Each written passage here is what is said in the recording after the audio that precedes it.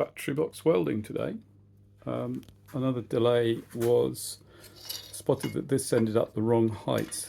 One end of that is low, one end of that is high, and I don't know what I templated from.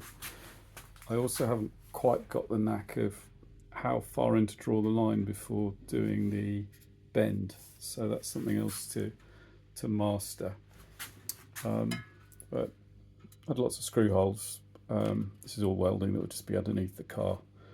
So it's coming together.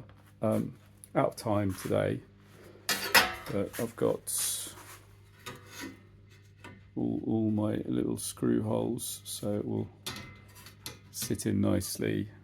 Plenty of clearance for that chassis bolt, which have a washer welded on the top, and these welds, are coming through, so it shows that I've got enough heat. The tacks particularly are nice little lumps, so it's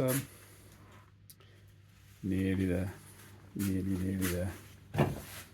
But I'm pleased with the design. Well, here's the clamp, and so that goes up in the bottom of the tray, and then there's a big washer and a wing nut to hold that clamp down.